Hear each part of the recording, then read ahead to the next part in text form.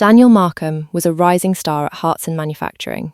At just 30 years of age, he had already worked his way up from the Southern Regional Sales Office all the way through to his current job as brand manager, with a window office at the corporate headquarters. Much of his success could rightly be attributed to his appearance. His height at 6'3" tended to tower over his co-workers, while his sandy brown hair and all-shucks grin with his perfect teeth could charm many a customer into ordering more than they had intended.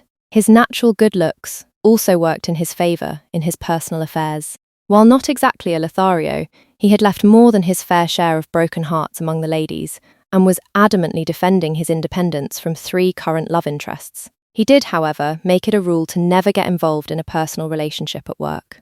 "Morning, Hannah," Daniel said as he strolled into the office at a little after 9, greeting his assistant with a smile. Hannah Cooper was Daniel's administrative assistant, or rather, she was the administrative assistant assigned to the brand manager's office, and Daniel had inherited her services when he got the promotion 3 years ago. She was a 42-year-old woman with a no-nonsense attitude towards administrative support. Her job was to help Daniel succeed as brand manager. She dressed in conservative skirt suits in accordance with her role as one of the most senior administrative assistants in the firm, and she usually brought muffins to office parties. Daniel thought of her as his big sister. "Morning, boss," Hannah said, looking up from her morning email deluge and returning his smile. "You look chipper today. Expecting some good news?" "One never knows," he answered, still grinning as he swiped his keycard on his office door and entered his office. Daniel's smile grew a little more wistful as he looked around the familiar office, pausing for just a moment before settling in behind the broad oak desk and logging into his computer. It was a good office, spacious, carpeting on the floor, and a decent view of the city. But it wasn't the chief marketing officer's office. That belonged to Carl Wilson, and Carl Wilson was retiring soon. Daniel leaned back in his chair and swiveled halfway around to take in the view out his window. In his mind, he pictured the view from Carl's office, or views rather, as the chief marketing officer's office was a corner office with a sweeping view of the river. He had been in Carl's office many times, but only on the guest chairs, and could only imagine what it would be like sitting behind that desk. Nice. The pay increase would only make it better. His musing was interrupted by a light knock on his office door and the entrance of Hannah carrying his habitual morning coffee. "Thanks," he said, taking the mug from her hand. "You're welcome, Mr. Chief Marketing Officer," she said, a big grin on her face. Now, Hannah," he said, an equally big grin on his face. "Don't jinx me. There's plenty of people qualified for that job." "Sure, you're a shoo-in and you know it," she said. "We're all just trying to figure out who's going to replace you when you move up. Well, whoever it is, I'm sure you'll have him towing the line before he realizes who's actually in charge around here. Haha, Mr. Big Shot. You're on Mr. Hartson's calendar for 10 o'clock, along with Carl Wilson." "Well, I wonder what they want to talk to me about," Daniel said, a big grin on his face. Their conversation was interrupted by a cheery knock-knock accompanied by the light rapping of a single knuckle on the door. Both Daniel and Hannah turned to see Paul Myers, advertising manager for the firm, saunter into the office. "Hello, Paul," Daniel said, keeping the smile on his face, but not really hiding the wary look in his eyes. Paul Myers was a dark-haired man of medium build. He was junior to Daniel within the firm as far as seniority went, but held a near-equivalent position within the hierarchy of the firm. He was younger than Daniel by a few years and kept physically trim. "Morning, Dan, Hannah," Paul said, taking a seat without invitation. "Did you have a good weekend?" "Good morning, Mr. Myers." "It was fine, thank you," said Hannah before turning to address Daniel. "I'll have those reports on your desk by this afternoon," she said, by means of an excuse, and politely left the room, leaving Daniel and Paul alone. "So how's the new campaign coming along?" Daniel asked, preempting the conversation. "Oh, Paul said. "These things take time to develop. What's it been like 3 or 4 months now?" 4, Paul said, wincing slightly. "Well, I'm sure it will catch on soon," Daniel said. "What can I do for you?" "I heard old Carl finally set a date for his retirement." Daniel shrugged non-committedly, causing Paul to smile. "Everyone knows you have the inside track on that job," Paul said. "But it could be either one of us." "Sure," Daniel said, putting on his salesman face. "It could be either one of us. I just wanted you to know that there's no hard feelings here," Paul said. "Whichever one of us gets the job, I'm hoping we can continue to work together like professionals." For a brief moment, Daniel envisioned Paul as his immediate supervisor, but banished the thought almost as soon as it occurred to him. "That's very mature of you, Paul," Daniel said. You've always been a good team player. I'm sure we won't let our personal feelings get in the way of our working together. I'm sure they won't, Paul said, a strange smile on his face. It was with suppressed excitement and expectation that Daniel showed up at Mr. Hartson's office precisely 30 seconds before his scheduled appointment.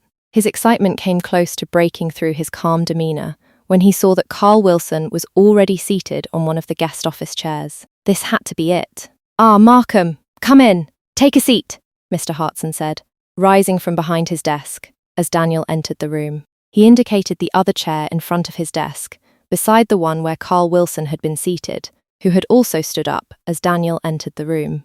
"Thank you, sir," Daniel said, taking the proffered seat with a nod towards Carl Wilson, who remained standing until Daniel had taken his seat. "We've heard good things about you," Mr. Hartson said, walking around his desk to lean against the front end of the desk, directly next to and slightly looming over where Daniel was seated. "And we think there's a future for you here in the firm." Daniel blinked in confusion for a moment.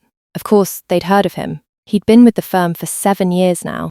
He'd been in this very office lots of times. Future? He was the brand manager, for God's sake. Both men were looking at him. He had to say something.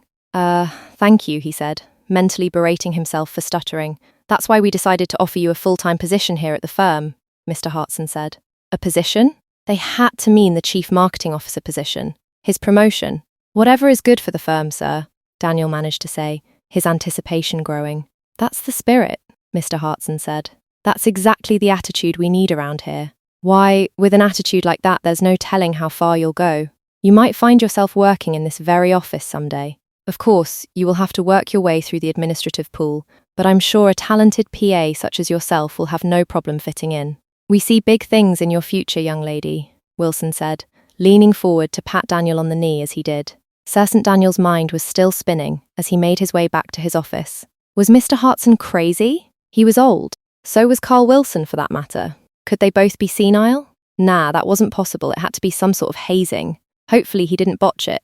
He should play along like a good sport for now. They would let him in on the joke in good time. "So, how'd it go?" Hannah asked him when he got to her desk.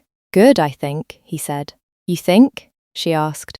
"Did they offer you the job?" "Yeah, they did," he said cautiously, not sure how much to tell Hannah about his conversation in Hartson's office. "Well, congratulations. When do you start?"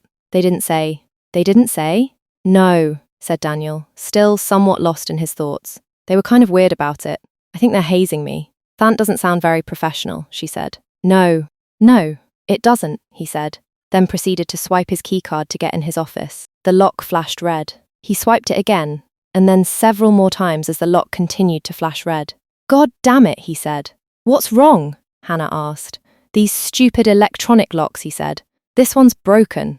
"Let me try," she asked, taking her own keycard in hand and swiping it. The lock flashed green, and she opened the door. "It must be your card," she said. "It was working everywhere else," he said. "These new locks are still full of glitches. I'll put in a work order." "Thanks," he said. The rest of the day passed uneventfully for Daniel. He was able to put the weirdness of the morning's meeting behind him and managed to be productive. It was a relatively normal workday. He did receive one email inviting him to a new employee orientation, but he assumed it to be one of those notifications sent out to the entire company and deleted it without reading. The next morning, Daniel rolled into the office at a little after 900 to find a workman putting the cover back on the keypad to his office. Daniel watched as the workman tested the lock with his passcard. The lock flashed green, and the workman opened the door and closed it again, testing the lock. Daniel tried his own card, but the lock flashed red. "Looks like your card is the problem," the workman said, as he proceeded to put his tools away. "But it got me in the building and through security," he said, looking at the ineffectual card in his hand. The workman just shrugged. "You'll have to get it to reload the permissions, otherwise this door will never open for you," the workman said as he finished gathering his things and left the room. Daniel let out an exasperated sigh. "Hannah, can you let me in my office?" he said. The IT department for the company was in the basement of the building, and Daniel was very relieved that his keycard still let him use the elevators as well as the customer service area of the IT department. "Here's your problem," the clerk at the walk-in help desk said. "You're listed as a new accession without permissions." "So what does that mean?" Daniel asked. He was losing patience. The clerk was not someone he recognized other than having seen him around the office, usually with some sort of cable in his hand. "Like a new hire or a promotion," the clerk said.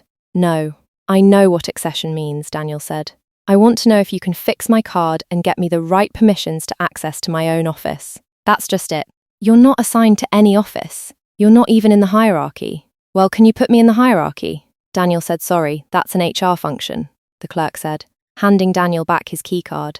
Thank you, Daniel said in a tone of voice that was anything but thankful, and snatched his card back before turning to leave in a huff. He was still in an irritable mood by the time he got to Human Resources and was only partially mollified by Gertie, the head of HR. Gertrude Peterson, or Gertie as she was called, was a familiar face. She was a late, middle-aged woman with a significant weight problem. Gertie predated him in the company and was a frequent participant in board meetings. Well, that's odd, she said, squinting at her computer screen. What? He asked. It says you've got a new position, but you're not assigned to any office, Gertie said. Can you fix that? Daniel asked. Sure thing, hun, she said, smiling broadly at Daniel. Oh wait, what is it? It's this stupid new adaptive personnel system, she said. It won't let me assign you to an office. It says you haven't gone through orientation yet. That's ridiculous, Daniel said. I've been with the company 7 years now. You in-processed me yourself. Huh, now it's locked you out completely, she said, repeatedly typing the same ineffectual keys. Can you fix it? Nope. Maybe it can help you, Goethe said, handing Daniel back his card. Thanks, he said, clenching his teeth. Is there anything else I can do? Well, you could attend the new employee orientation. Fine, when's the next one?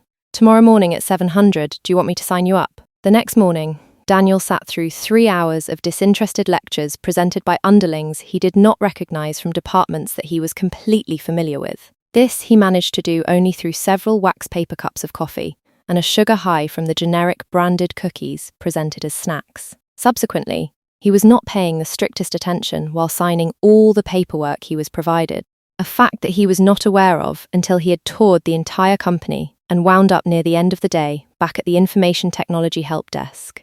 That's not my name, Daniel said. Well, that's who this card belongs to, the clerk said with a shrug. Do I look like a Denise Markham? Daniel asked, leaning forward but restraining himself from actually grabbing the clerk and shaking him like he wanted. I don't judge, the clerk said. Okay, Daniel said, taking a moment to calm down. Can you change my name back? That's an HR function. I know that's an HR function, Daniel said more sharply than he had intended. Can you change it here? Sorry, the clerk said with another shrug. What exactly can you do then? Daniel said, losing the battle to restrain his impatience. I could finish your in-processing, the clerk said helpfully. Daniel considered his options. This late in the day meant he was unlikely to find anyone still at HR that could help him. Maybe he should just take his losses for the day and come back tomorrow. No, that's all right, he told the clerk. I'll take care of it tomorrow. Okay, said the clerk, but you're going to have to through orientation again. What? Why? Daniel said, not sure he had heard the clerk right. The personnel system purges the employee roles after orientation. They had a problem with people not showing up for interviews. If I don't finish here, you'll have to start over. Oh, hell no, Daniel said. Go ahead and finish. Right, the clerk said. Says here, you're in marketing, right? Yes, I'm the brand manager, Daniel said, calming down. Maybe this thing would work itself out somehow. I don't see a vacancy in that office, the clerk said, his attention fully on the monitor that Daniel could not see. I could assign you a station in advertising for now. Whatever, that'll be fine, Daniel said. I'll deal with it tomorrow. The next morning, Daniel strolled into the office at a little after 9, as usual, only to find his keycard still did not open his office door. To make matters worse, the only station where he could log in to his corporate account was the empty desk in front of Paul Myers' office. To make matters even worse, he was not able to access any of the brand manager's files. Instead, all he had access to was a near-empty email account for Denise Markham and a training package for new administrative assistants. I can't see my files. How am I supposed to get my work done like this? Daniel said. Well, I could email you the files and then upload any changes you want for you, Hannah said. I guess, Daniel said, not quite convinced as he examined the one station where he was able to log in. It was a medium-sized L-shaped desk with a faux wood finish, located across the cube farm from Hannah's and his old office. Seems like a backward way to get things done, he said. Don't be so grumpy and just try it, she said, her face beaming. I'll help you.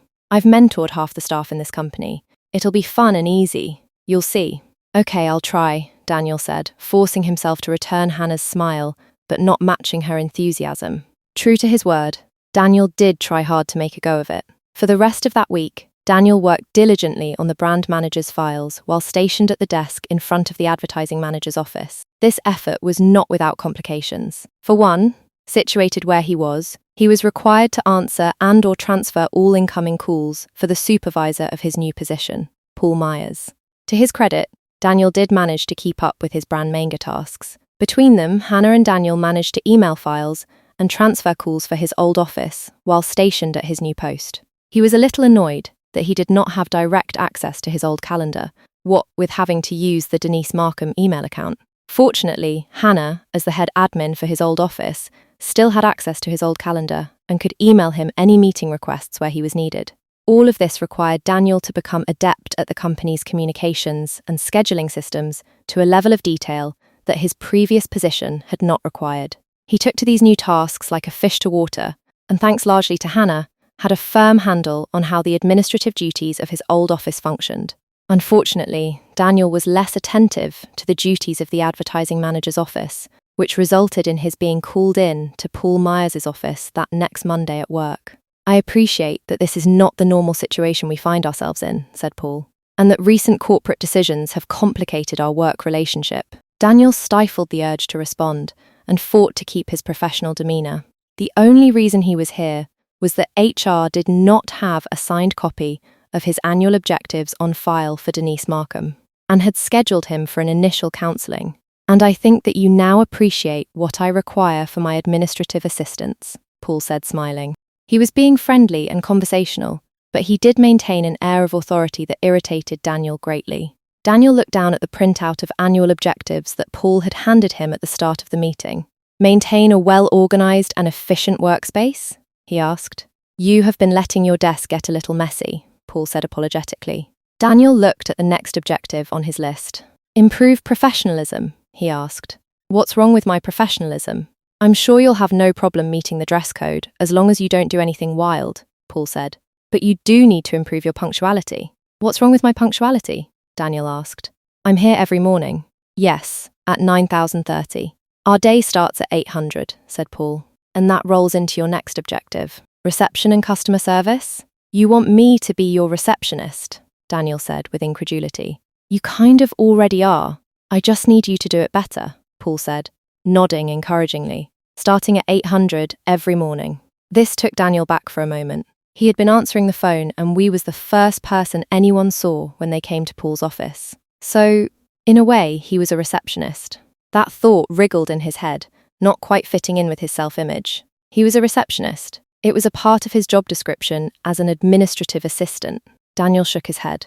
Something wasn't right. His head was still spinning somewhat, and he was only able to nod as Paul detailed the teamwork objective, in which Denise was expected to participate in off-site advertising events and take minutes during team meetings. "And last objective, communications," Paul said. "Usual stuff here, data management, turnaround time on reports I want you to type up, that sort of thing." "Oh, and I need you to keep my calendar up to date." Daniel was still nodding, even though he wasn't sure why. Those were typical duties for an administrative assistant, but for some reason they did not seem to be intrinsically part of his duties. Then again, he was a new hire. There probably was a learning curve. "How'd it go?" Hannah asked him once he had gotten back to his workstation outside Paul's office. "Okay, I guess," he said, still trying to make sense of what was going on. "It can be a lot at first." "I'm sure you'll catch on," she said. "Did you want to go for lunch today?" "Sure, Daniel froze as he reached back to check on his wallet, only to find that not only was there no wallet in his back pocket, there no longer seemed to be a pocket there, or anywhere on his pants. A quick glance showed only clean, unblemished cloth where previously pockets existed. "What's wrong?" Hannah asked. "I can't find my wallet," he said. "Isn't that it?" she asked, pointing his desktop. Daniel looked to where she was pointing. There, sitting on his desk, was an obviously feminine wallet. Tan in colour, slender and long, it would never fit in a back pocket. It had a beaded monogram DM on the face and a tassel on the zipper that Daniel pulled on to open. Inside, he was relieved to find his credit cards and ID were all in place. "Yeah, it is," he said, before putting it away in his briefcase, alongside his keys and other personal effects. Strange that he'd left it lying around like that. Oh well, just another strange thing in a long list of strange things this morning. If Daniel thought the events of this morning odd, They paled in comparison to the events of the next morning. To be fair, the next morning's events were not only exceedingly odd, they were tinged with a sense of panic as Daniel struggled to find business-appropriate clothes to wear. First off, the morning started with his alarm clock going off 2 hours earlier than normal, even though he distinctly remembered setting it for his usual wake-up time. Then there were his clothes. They seemed different somehow. His suits were still all lined up in his closet as usual, but the first one he pulled out fit oddly. The pants rode higher on his hips, and the material seemed thinner and airy. He also had not realised how much his suit jacket flared at the hips, or that the pockets were just faux flaps sewn on for looks. Looking deeper in his closet, he found similar changes to all his suits, although they did seem to get more colourful the further back in the closet he looked. The panic he felt was due to his running late despite his early start. His morning routine seemed to eat up the time, and now he risked being late. He needed to make a quick outfit decision. Sticking with his initial choice, he added a lavender blouse to the charcoal grey suit. He stumbled a little over his choice of socks.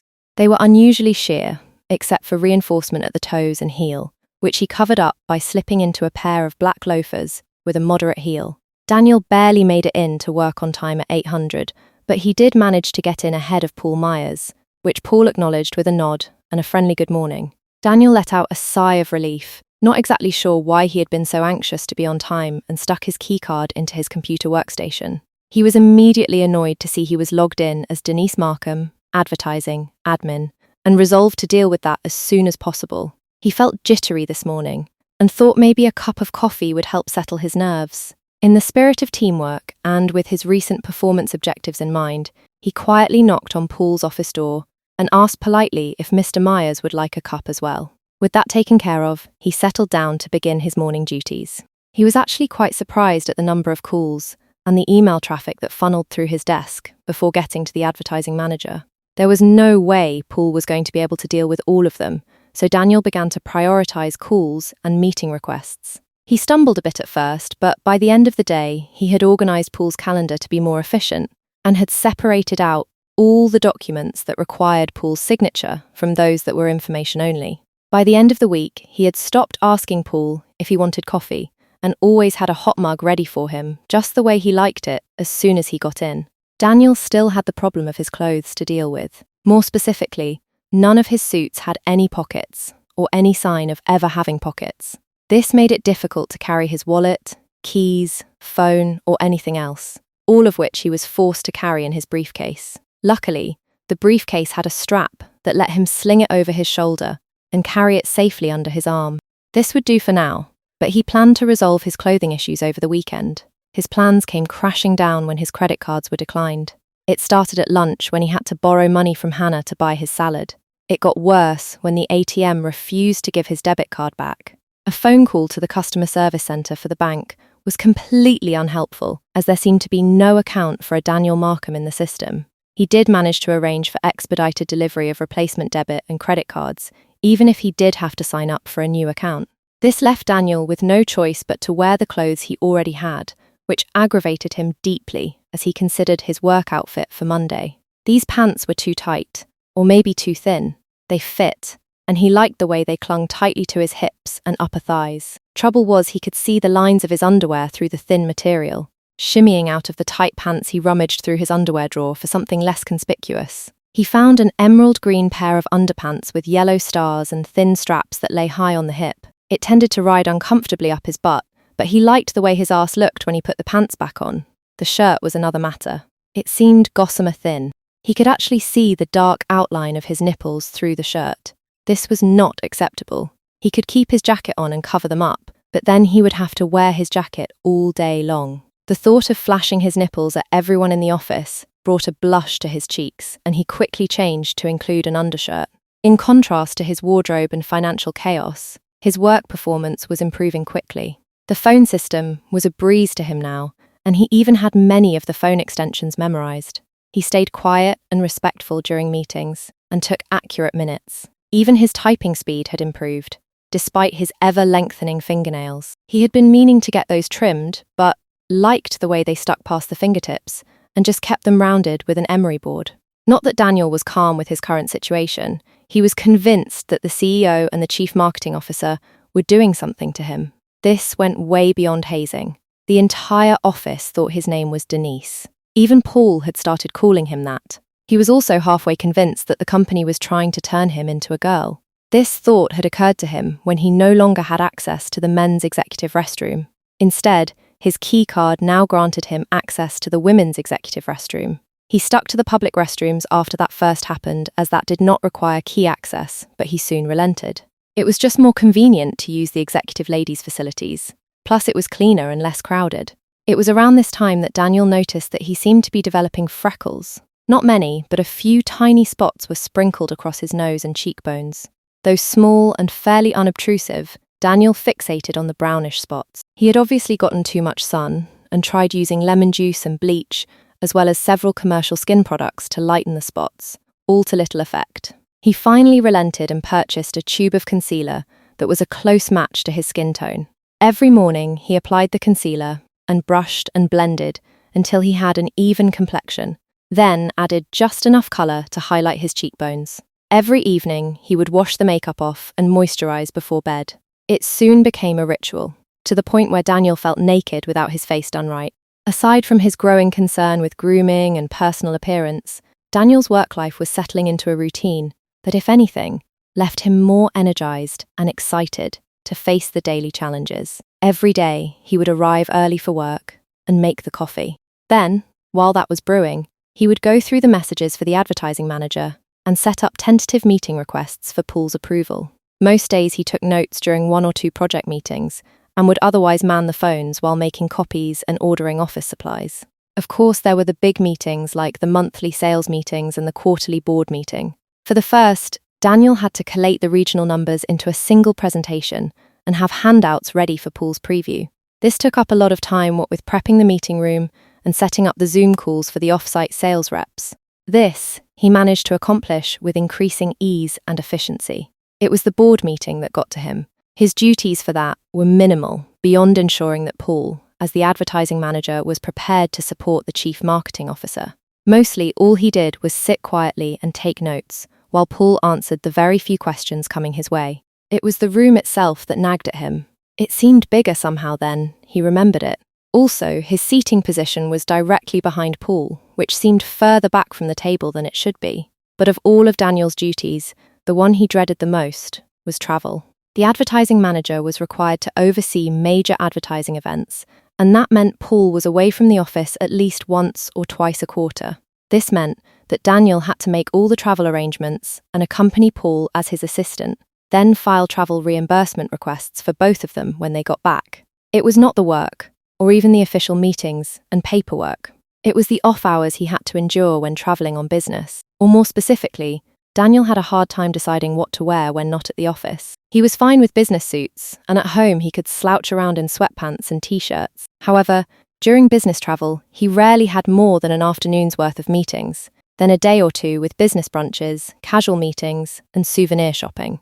In other words, Daniel had a lot of business casual clothing decisions that he was ill-prepared to handle. Much of his uncertainty was a result of never being entirely sure what clothes would show up in his suitcase. One time his shirts all had pan collars, and another where he wound up having 2 checked bags for an overnight trip when he thought he only had one. Then there was the time he only had shorts with t-shirts for casual wear. Fortunately, that had been in Orlando, and he did not stick out much as he and Paul toured the town that hot August night. Admittedly, it was a bit chilly during the plane ride home the next morning. Paul was great every time they travelled together though. No matter what clothes Daniel wound up having to wear, Paul always complimented him on how he looked, which was nice. Paul always picked up the tab on their meals as well, calling it a corporate expense. He even got Daniel a Mickey Mouse snow globe during their Orlando trip. There were always little freebies like that Paul gifted him with. Daniel took as pretty normal for advertising. There were always coupons and gift bags and leftover promotional products. Although even Daniel thought some of them kind of expensive, like the Louis Vuitton handbag, for example. And the flowers delivered to him on his birthday were completely frivolous, but smelled nice. Daniel especially appreciated the free meals as he recently had to cut back on his grocery purchases, having received an overdraft notice on his Denise Markham account. Turns out that direct deposit for a newly hired administrative assistant did not amount to much more than basic subsistence. He had in fact nearly maxed out several Denise credit cards and would have defaulted on rent payment, but for a temporary loan from Paul. Daniel's financial restrictions meant that he was eating less. It was a bit of a blessing in disguise, as Daniel was becoming increasingly concerned about his weight. This, even though his bathroom scale confirmed that he was definitely losing weight. It seemed that his clothes clung snugly to him, not tight but well contoured to every bulge and curve on his body. The undershirts were a bit tight, and the straps did dig into his shoulders by the end of the day, but propriety did require he wear one. This had all brought him to his current crisis point. He and Paul were in Atlanta closing out a trade show and had one last evening in town before their flight the next day. Paul asked Daniel out for dinner and drinks, and Daniel readily agreed. The problem was what shoes to wear. Daniel spent extra time getting ready. He wanted to look good, as he found Paul was usually more open to spending money on him if Daniel took the time to look nice. He showered and shaved pits and legs, then used that lotion that Paul bought him to get that background flowery smell. He chose the black underwear set over the taupe set. It was a bit lacier, but he liked the way the demicups held up his chest. Black stretch pants and a long green shirt were next, as Daniel turned to the bathroom mirror to brush out his hair and fix his makeup. This was not easy, as the lighting in the bathroom totally washed out his skin tone, making his freckles even more visible and his hair look reddish in this light. He did what he could with his face and let his hair down from the tight bun he had it in from the day's meetings. Brushing it out made it look even redder against the green of his shirt. Finally satisfied with his hair, Daniel put in the pearl earrings that Paul had given him on a previous occasion. They were not his favourites, but it did not hurt to show a little appreciation for the gift. Finally satisfied with his look, Daniel plunked his shoe bag on the ottoman in his room and pulled out a strappy black pair of stilettos. This stopped Daniel cold. Stilettos? Why would he have stilettos? Rummaging further, Daniel found a pair of blue kitten heels, peach-coloured trainers, white sandals with a 3-inch platform sole, and 2 pairs of seriously high heels, one in blue and black pair he had first pulled out. Daniel was confused. This was clearly his bag, but these were obviously women's shoes. He was a guy, wasn't he? The full-length mirror showed a somewhat different picture. The girl in the mirror was thin, with auburn hair that hung past her shoulders. The cocktail dress she wore flared slightly at the hips before ending at mid-thigh, and the neckline dropped low enough to give a hint of a growing bodice. The stretch pants revealed themselves to be smoky black pantyhose that shimmered across her slightly chubby thighs. Eat. He managed to squeak out as he grabbed at his chest, the girl in the mirror doing the same. He was a little relieved at the lack of development, but horrified by the disturbing sensitivity of his nipples, and how much he did fill out the A cup of the bralette he was wearing. The dress he was wearing was short enough that the thought crossed his mind that sitting was going to be more complicated. Cautiously and with great trepidation, Daniel reached under his skirt and was greatly relieved to find his junk still intact. Though shrunken, he was still a man, sort of. What happened? He kept looking at his reflection from head to toe and back repeatedly. He couldn't stop. This was no hazing. These were physical changes. Hartson and Wilson had hired him as an administrative assistant. They had told him that and were now turning him into a girl. How? Were they slipping him hormones? Just then, Daniel's thoughts were interrupted by a text from Paul. He was letting Daniel know he was already in the lobby. Paul. Daniel had almost forgotten about him. Paul might be useful here, he thought as he texted him back, telling him he was on his way. Maybe Paul could get Hartson and Wilson to turn him back. It was not much of a plan, but enough to motivate Daniel to grab a light teal jacket and his purse before heading for the lobby. He was already in the elevator when he realised he was wearing the black stilettos. Daniel was very relieved to see Paul waiting for him in the lobby and waved excitedly as he exited the elevator. He was a little surprised when Paul put his hands around his waist and pulled him in for a lengthy kiss. Though surprised, Daniel did manage to return the kiss with enough enthusiasm to placate Paul. "You look great," Paul said. "Ready to go?" Daniel could only mumble his agreement as Paul ushered them both out the hotel and into a waiting taxi. What was going on? He was on a date with Paul, who was his boss, who paid for everything and smelled of cologne, and had strong arms and a slightly beard growth that scratched enticingly when they kissed. Daniel squeezed his thighs together against the growing warmth and felt his nipples tighten in the night air. He shook his head. This was not helping. Daniel wanted to shout out that he was really a guy, and that the company was doing something strange to him that was slowly turning him into a girl. He had enough sense about him to realize how crazy that sounded and stayed quiet. This was not easy, as Paul was stroking his knee and thigh with some possessiveness. This sent confusing signals to Daniel. The feel of Paul's hand on his nylon-clad leg was driving Daniel to distraction, and he was grateful when the taxi finally pulled up to the restaurant. Daniel's dinner date with Paul progressed normally. Normal, at least, for a young power couple out on a romantic date. Daniel found himself demurring to Paul's lead. Paul ordered the wine for both of them, but let Daniel order his own entree. Still worried about his weight, Daniel ordered a small chicken breast and a salad with vinaigrette dressing on the side. Paul ordered a steak. Daniel was waiting for a break in the conversation to bring up the topic of transformation, but there always seemed to be waitstaff around whenever an opportunity presented itself. Paul talked about his boat and his beach house. Daniel shared a little office gossip that the other PAs had given him. There finally seemed to be a more serious moment when the two of them were sharing a blackberry cheesecake over coffee. Daniel was stuck trying to think up a non-crazy sounding way to bring up an inexplicable gender change when Paul surprised him with a small gift box. "What's this?" he said. "Just a little something to show my appreciation," Paul said, smiling. "The new product campaign is going national and you were always at my side, the whole way." Daniel was not sure exactly how he had contributed to Paul's projects, but was mesmerized by the sparkling green emerald pendant he saw as he opened the box. It had to be at least 2 carats, and the chain looked to be worth a couple of hundred too. "How can the company afford this?" he said, mentally considering the resale value. "It's not from the company," Paul said. "It's from me." Daniel was not sure what to say to that. "Do you want me to put it on you?" Paul asked. "Hell yeah," Daniel said. Paul took the pendant and got up behind Daniel as Daniel lifted his hair to expose the back of his neck. Daniel shivered as Paul draped the pendant around his neck and fastened the clasp. Daniel was almost giddy as he fluffed out his hair and adjusted the positioning of the emerald on his chest. This thing had to be worth a couple of grand, and people were going to see him wear it. Amazing, he said, wondering what the office girls would say if he wore this to work. "Pretty things for a pretty lady," Paul said, kissing Daniel on the neck before sitting down again.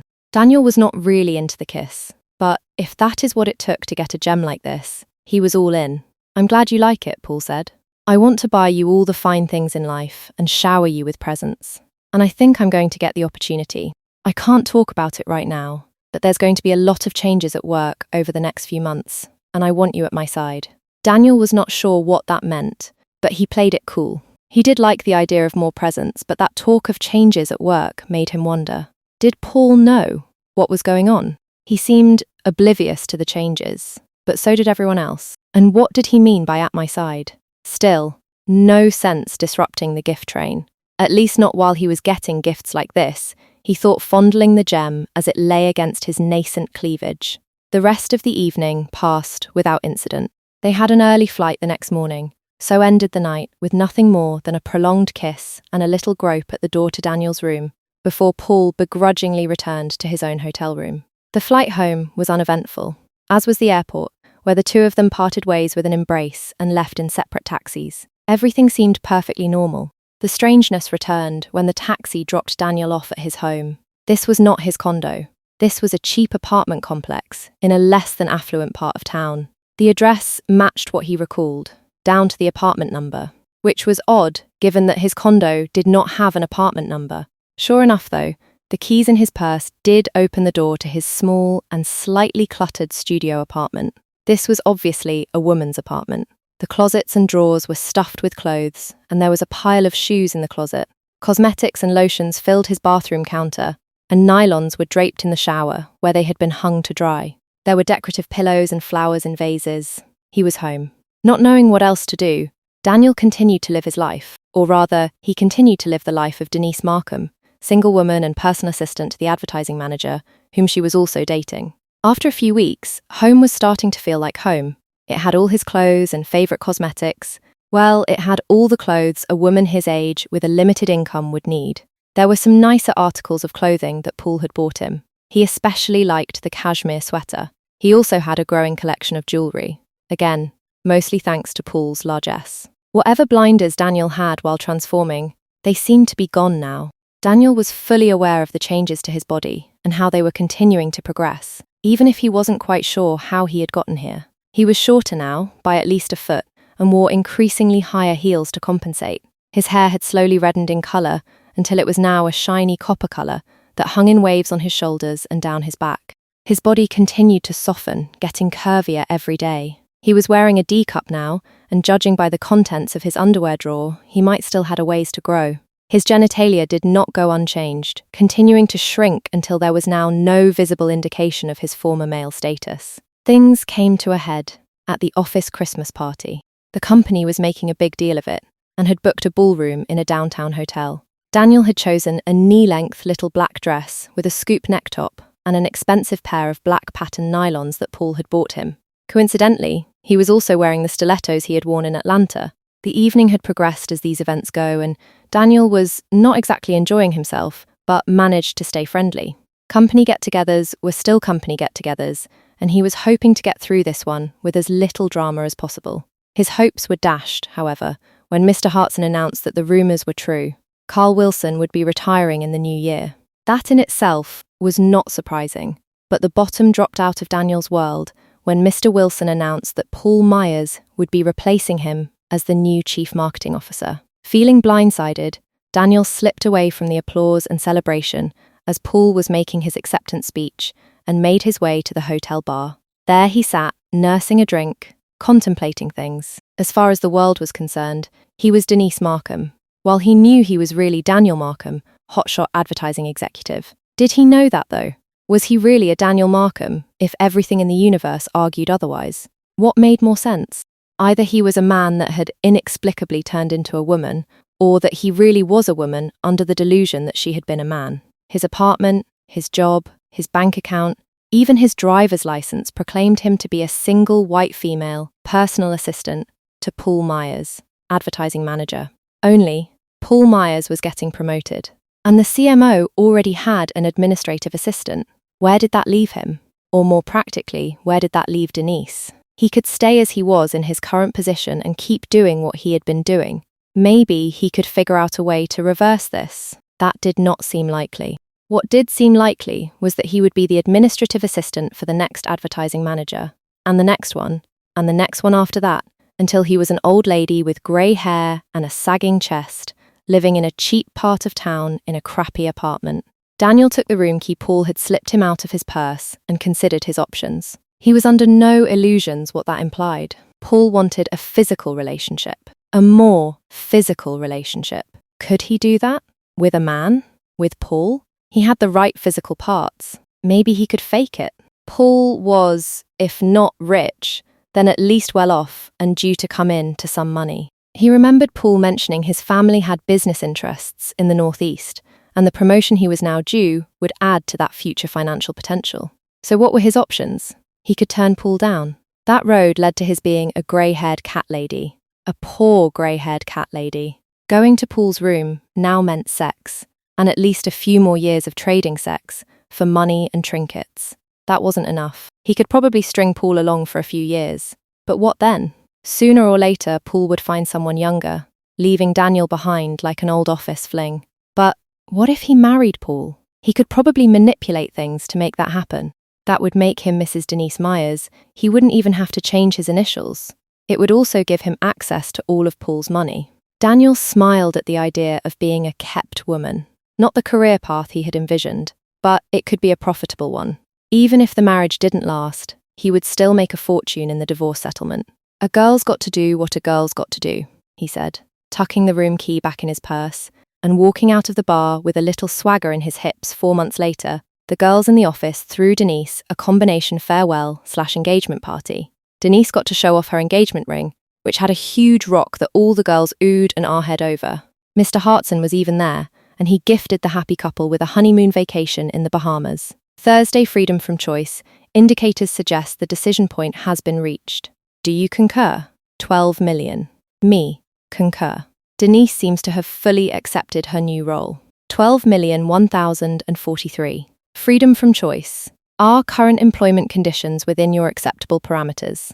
12,002,000. Me. Yes. My job placement is optimal. Romantic interests were not anticipated. Is this a fixed decision point?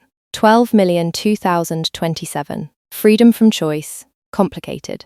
New decisions must be based on old decisions. Our analysis indicates that you do not have the resources for additional decisions at this time. We at Freedom from Choice thank you for your patronage and look forward to assisting you with all your future decision needs. 12,000,000,5. Hannah Cooper shut down her computer and leaned back to admire the view out of her new office. Brand manager had a nice ring to it.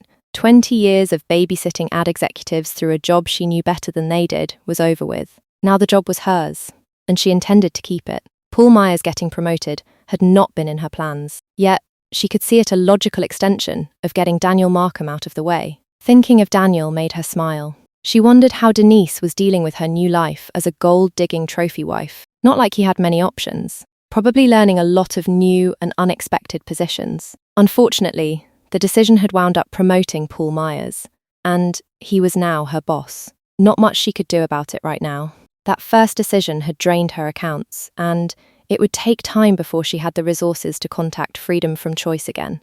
Her new position would help with that, but she had to play the waiting game for now and see how things developed. Exactly how to deal with Paul Myers and his new bride in the future, she hadn't decided.